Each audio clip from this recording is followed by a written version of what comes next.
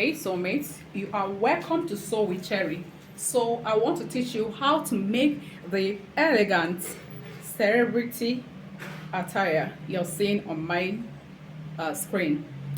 And then if you want to learn the Zara cap of it, I'm going to leave a link to how to make Zara cap in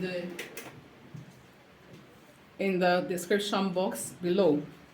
And then again, if you want to learn Zara scarf instead of Zara cap, I'm going to be dropping a tutorial on how to make Zara scarf very soon. So stay tuned. All the new members, you're welcome to Sew with Cherry. In this channel, we upload sewing tutorial on how to sew both male and female unique attires. And all the old members, thank you very much for stopping by again. If you haven't subscribed to my channel, please do so now and put on the notification bell so that you'll be notified each time we drop a new video. Now, you know that this is Ankara fabric, and Ankara comes by 45 or 46. This time around, this my own came by 46, right? So first of all, to avoid having this tape mouth in the fabric, I'm going to mark out 1 inch from up. I'm going to mark out 1 inch. And then I draw the line. Now, the person's full length I'm working with is 60 inches. Now, we have to determine first the length of the designs at the down part, the black partition and the sequined fabric partition. There are 2 black partitions and there is 1 sequined fabric partition. The designs are both at the front and back, right? Then the one at the chest. So I'm talking about the ones at the down part now. Now, for those ones at the down part, for the down partition, what you're going to do is that you're going to subtract the length from shoulder to knee. Her shoulder to knee is 40 inches. 60 inches minus 40 leaves us with 20 inches. Therefore, this 20 inches, we're going to divide it amongst the 3 partitions, making sure that the center partition is longer than the first and the lowest partition. Therefore, I'm going to make the center partition, which is the sequined fabric, to be 8 inches, and then the upper partition and the lowest partition will be 6 inches each. Adding this joining and hemming allowance, the first partition will add 1 inch to the first partition, second partition 1 inch as well, and the third partition will have 2 inches for hemming allowance with ½ inch joining allowance. I hope you understand that. Her armhole length is 8 inches. By looking at this, where it's something that is a bit free, so I'm going to add ease allowance of ½ inch. So it will give 8.5 inches. Now, her waist length is 16 inches. You mark that. Then her hip length is 25 inches. You mark that. This part is her knee length, right? So next thing that we're going to do now is that we are going to extend all these lines. So let us go ahead and input our horizontal measurements. Her shoulder length is 8 inches plus ½ inch sewing allowance, 8.5. We mark it. Go down here to bust chest line and mark it as well. Her this thing bust round is 10 inches. So you mark exactly the 10 inches, or you can make it a bit free at the bust, but this my client doesn't want it to be free at the bust at all. So I'm going to mark exactly the 10 inches, and I'm going to add 2 inches sewing allowance. Please use 2 inches for this. Now for the waist, her waist is 8 inches. Then add ease allowance of 1 inch. That is 9 inches plus 2 inches sewing allowance, 11 inches.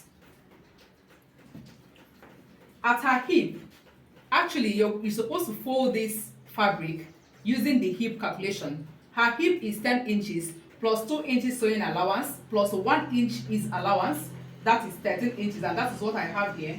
So whatever we have there is what is we are going to leave down here as well. Now we are going to go ahead and connect all the dots.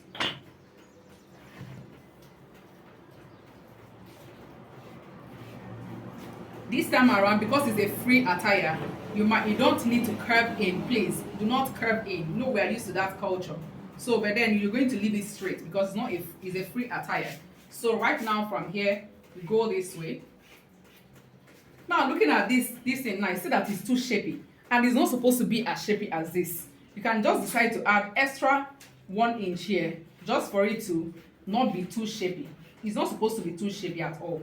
If your client, the finish making is that your client wants it to be shapy, let her shape it by, let her request for it to be sharpened. All right, let her request for it to be sharpened. So you can decide to add a 1/4 inch here and then trim this part in. Let it be very free at the stomach region. That's the design is a very free design and not a design that should be that shapy at all, but it should be a bit shapy, right?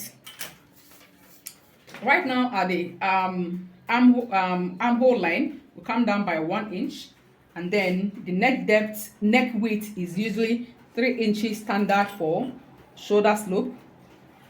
Take that. Now for the front armhole, we are going to, this is 7.5 remaining here, which is 3.75 is the half. We come in here by 3/4 of an inch, and then we make a curve with it. From here, in a section of the sewing allowance, from the full bust length, you curve from that place, right? Please make sure that your curve is really smooth. Let it not be anyhow. So next thing, for the back armhole, you just connect from here to here. We all know that already. So now for the back neck depth, we are going to go down by 1 inch. For the front neck depth, we are going down by 5 inches, but then we are going to mark 4.5 so that by the time we sew with 1/2 inch, it goes down to 5 inches. And then that means that the back neckline is going to drop down to 3.5 when we are, it's going to drop down to 1.5 when we are done, right? So right now we are going to add a shoulder joining allowance of 1/2 inch and then connect it to a straight line. Now we are done with the drafting of this attire. I've placed this here, added 1 inch zipper allowance, so I'm going to trim off for the back. Next thing that we're going to do is that we'll go ahead and cut the sleeve, short sleeve that we need for it. This is back panel, and for us to prevent zip bulge, whether it's a free wear or not a free wear, still do your trimmings for zipper bulge to prevent it, because free wears also have their ways of having zipper bulge, which is not good. So we're going to trim off. We're going to mark the hip length that we used and then plus the half length.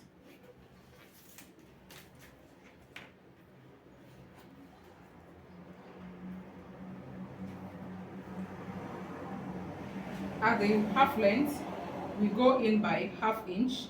At the half length, go in by 1/2 inch.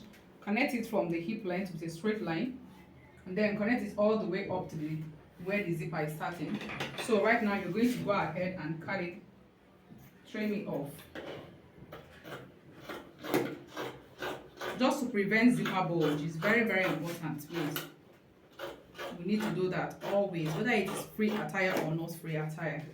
Just do it as long as you'll be adding zipper to it.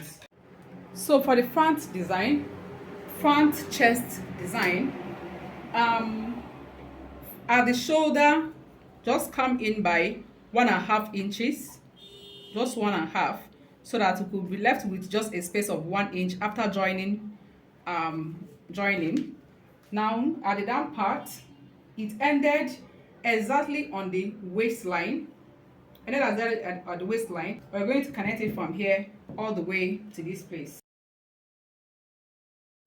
Can you see that? So right now we're going to place gum stay on it, and then you trace it out.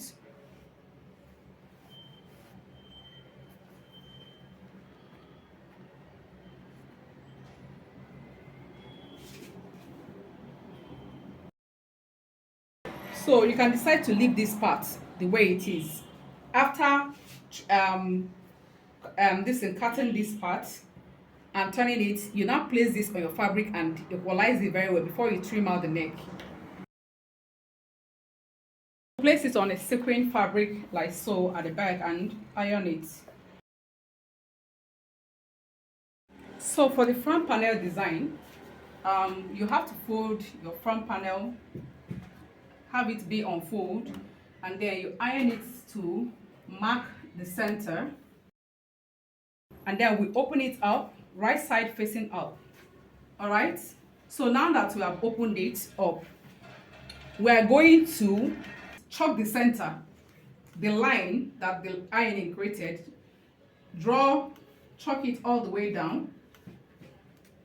So now you have to iron it flat so that the line will not interfere, the popping up of the line will not interfere with placement of the design. We'll take the design that we have made and then we'll place it like so to match the shoulder very well, making sure that the space you have at this end and space you have at this end are the same.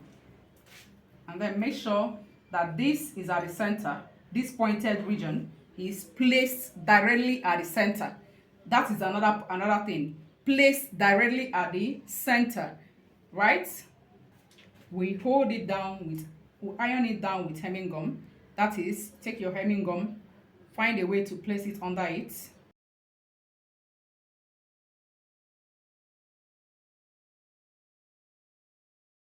We are going to place the other design now. Please make sure that this is velvet bias. You can either use this particular one or that shiny, the glittering one. So see how I'm placing it. I'm going to be placing it like so. See, I still have about 1 inch sewing allowance here, right? I have about 1 inch spacing from here. So, and this bias is by 1 inch. Good news, we are going to be using our hemming gum to hold it down. So first of all, you place your hemming gum. For this first one, this design is going to crisscross. Let it get to inside, let it get to as though it was coming this way, just like I'm doing this way. So see how I'm going to carry out. This second one is going to run from up here down to this place. So place it like so. Can you see that? And then you tilt it, take it all the way down to this place. Right now, what we are going to do now is that we are going to go and secure these things we placed with pin. I mean with sewing. So you run a stitch right from here to here. You can lift this place up a bit to hide the stitch, the end of this, and then run a stitch from here, both sides of the bias. Run the same thing from here all the way down on both sides, and then after doing that, you trim off. You turn the back. You turn this to the back, and then trim off. Next thing you're going to do after this is that you're going to turn both front and back panel with lining. After turning with lining, remember to cut pocket for it. After turning it with lining, add your pocket and then join the down partitions just as seen in the design. First partition is black, second partition is a velvet, and then the third partition is the longest partition that we cut. Longest partition is the black as well at the down part. You must have joined all of them, these three partitions separately, and then hemmed it before you now attach it to this. After attaching it to this, you join your sleeves. You know how to cut your sleeve, right? You join your sleeve and then your work is done. You have to join the back panel and add the zipper first before you join the down partition of the back. The down partition of the back cannot be cut into two because it has slits at both ends. And then the slits at both ends will depend on where your client wants her sleeve to be, right? If the person wants the sleeve to start exactly where the partition is, good. If they want it below where the partition is, below after the partition, good. Wherever they want the slit to be, good. So there is no slit at the back, there is only slit at both ends. So that is why you must have joined the back, added the zipper before you now go ahead to do what? To add the down partition. So guys, with this, consider this is very simple. If this video was helpful to you, please give it a thumbs up, like and subscribe to my channel, and then share the video as well to others, to all the sewing community you belong to, so that they can learn this design with us. Okay, with this I say ciao until next time. Come back for more designs.